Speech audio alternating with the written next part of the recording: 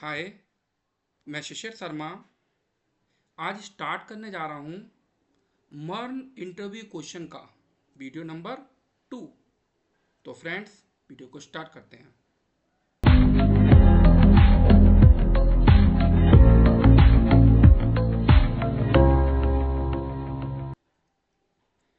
अब मैं अपने ब्राउज़र पे आ चुका हूँ।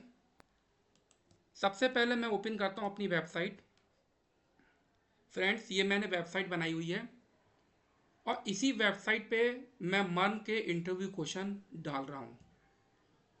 और ये वही इंटरव्यू क्वेश्चन है जो आजकल इंटरव्यू में पूछे जा रहे हैं। ठीक है, ये सारे रियल क्वेश्चन हैं। तो आज के वीडियो में मैं आपको बताऊंगा रिएक्ट जेएस के इंटरव्यू क्वेश्चन। पिछले वीडियो में मैंने आपको जावा स्क्रिप्ट के इंटरव्यू क्वेश्चन बताए थे। ठीक है, तो चलते हैं फिर। Difference between functional component and class component. देखिए फ्रेंड्स, मैं आपको बता देता हूँ, रिएक्ट जेएस के अंदर जो हम कंपोनेंट बनाते हैं वो दो तरीके से बना सकते हैं। एक फंक्शन के थ्रू और दूसरा क्लास के थ्रू। फंक्शन में क्या होता है, वो नॉर्मल जावास्क्रिप्ट के फंक्शन ही होते हैं, बट उस फंक्शन का जो नाम है वो कैपिटल लेटर से स्टार्ट करना होता है हमें। ठीक है, और जब हम उस फंक्शन कंपोनेंट को कॉल करते हैं तो उसमें हम प्रॉप्स को एज ए आर्गूमेंट पास करते हैं। जैसे फंक्शन के अंदर क्या होते हैं, आर्गूमेंट पास करे जाते हैं, सेम उसी तरीके से इसमें भी आर्गूमेंट पास किए जाते हैं। तो हम उनको क्या बोलते हैं, प्रॉप्स बोलते हैं यहाँ पे। और वो जो कंपोनेंट होते हैं वो हमें क्या रिटर्न करते हैं, एक जेएसएस रिटर्न करके देते हैं। इसके अलावा रिएक्ट 16.8 से पहले जो रिएक्ट थी उसमें हम लोग स्टेट को मैनेज नहीं कर सकते थे, मतलब स्टेट मेंटेन नहीं हो सकती थी।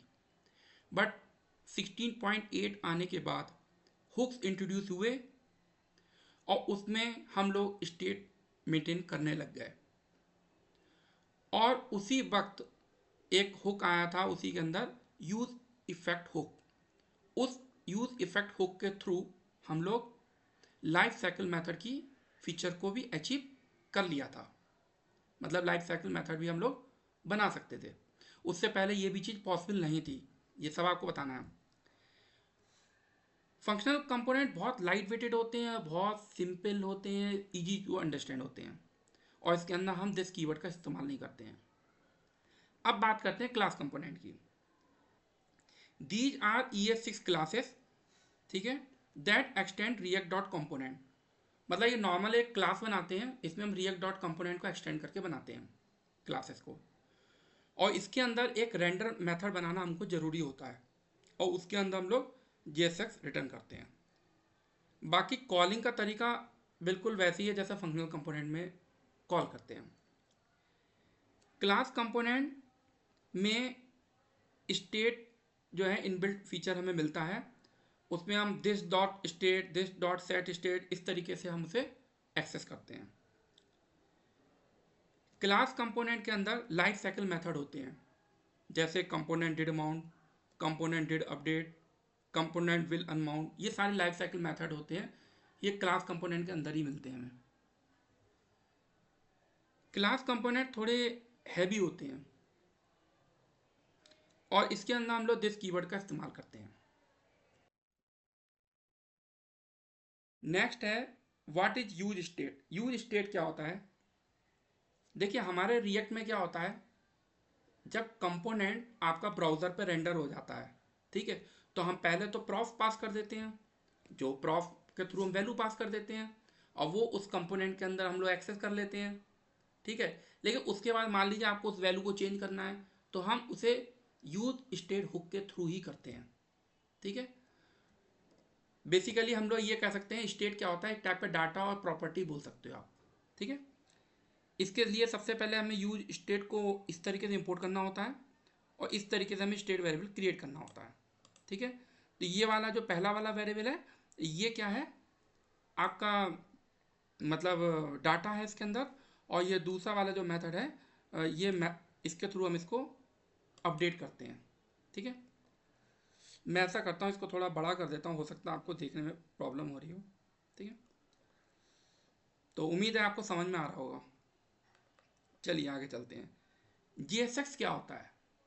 जीएसएक्स क्या होता है? नॉर्मल जावा स्क्रिप्ट का जैसे कोई फंक्शन बनाया, देखिए जावा स्क्रिप्ट फंक्शन है ये, ठीक है, देखिए कैपिटल लेटर से स्टार्ट हुआ है ना, इसे हम लोग कंपोनेंट बोलेंगे। अगर स्मॉल लेटर से स्टार्ट हो जाता तो हम इसको जावा स्क्रिप्ट का फंक्शन बोल देते, ठीक है। तो यहाँ पे क्या हो रहा है कि ये कंपोनेंट बनाया हुआ है और ये क्या है, एक जावा स्क्रिप्ट का फंक्शन है और इसके अंदर हमने HTML भी लिखी हुई है, मतलब जावा स्क्रिप्ट और HTML दोनों मिक्स हो गई हैं यहाँ पे। इसी को हम लोग क्या कहते हैं, जीएसएक्स बोलते हैं। बट इस जीएसएक्स को ब्राउज़र डायरेक्टली समझ नहीं सकता है, उसके लिए हमारे पास एक बाइबल कंपाइलर होता है जो हमारे जीएसएक्स कोड को कन्वर्ट करके जावास्क्रिप्ट में कन्वर्ट कर देता है, ठीक है। फ्लश क्या होता है? देखिए फ्लश क्या होता है, ये फेसबुक ने बनाया था और स्टेट को ग्लोबली मेंटेन करने के लिए बनाया था। इसको हम लोग ज़्यादा यूज़ नहीं करते, बट इंटरव्यूअर अक्सर पूछ लेते हैं, तो इसलिए मैंने इसको डाला हुआ है। आप इसको रिडक्स की तरह समझ सकते हैं। रिडक्स क्या होता है? स्टेट मैनेजमेंट लाइब्रेरी होती है, सेम उस तरीके से फ्लश होता है, ठीक है। इसको इंस्टॉल करना है तो ऐसे इंस्टॉल कर लीजिएगा।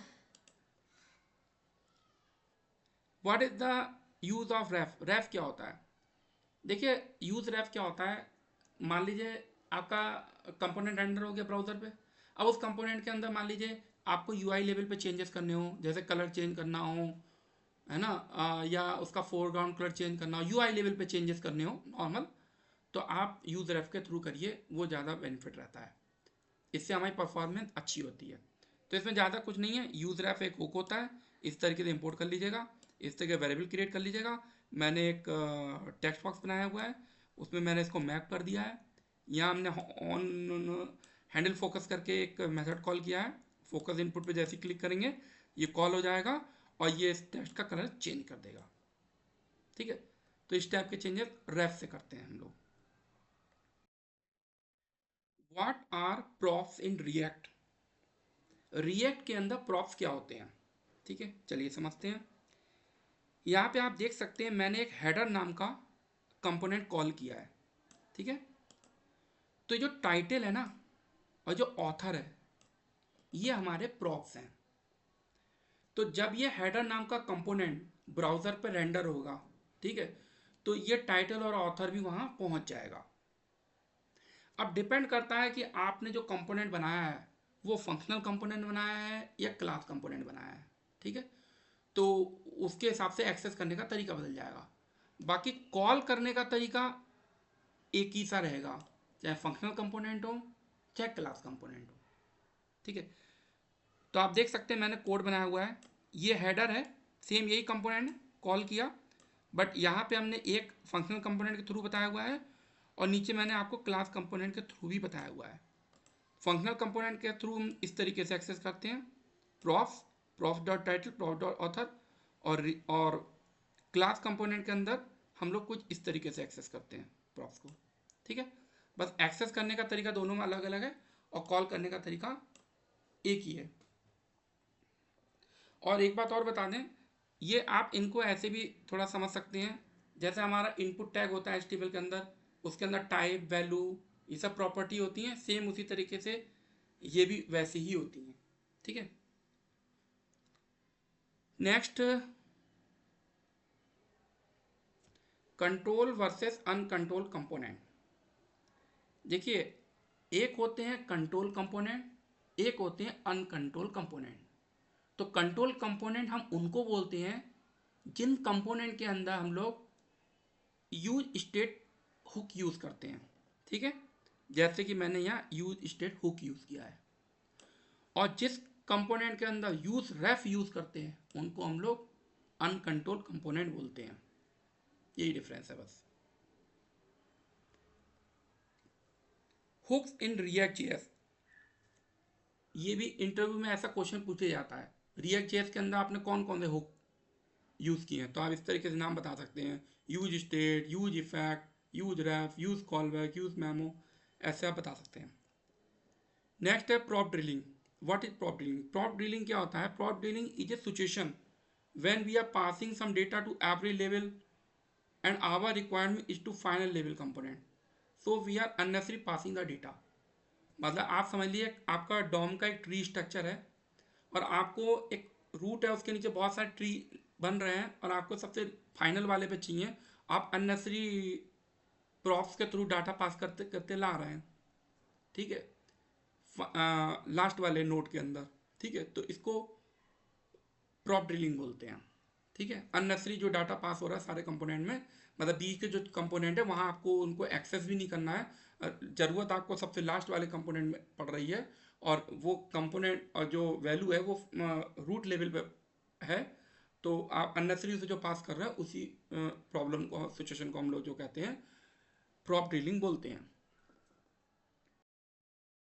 तो आज का टॉपिक यहीं तक रखते हैं, क्योंकि इससे ज़्यादा बताएंगे तो वीडियो ज़्यादा लंबा हो जाएगा और आप बोर भी हो सकते हैं। तो फ्रेंड्स, आपको मेरा वीडियो कैसा लगा कमेंट्स के थ्रू मुझे ज़रूर बताइएगा, और अगर आपके माइंड में कोई भी इंटरव्यू क्वेश्चन हो तो वो भी आप कमेंट्स के थ्रू मुझे भेज सकते हैं। और ट्राई करिए इस वीडियो को अपने फ्रेंड सर्किल में ज़्यादा से ज़्यादा शेयर करें ताकि सबकी हेल्प हो सके, और वीडियो अच्छा लगे तो लाइक ज़रूर करिएगा। तो फ्रेंड्स, आज का वीडियो फिनिश करते हैं। धन्यवाद, बाय बाय।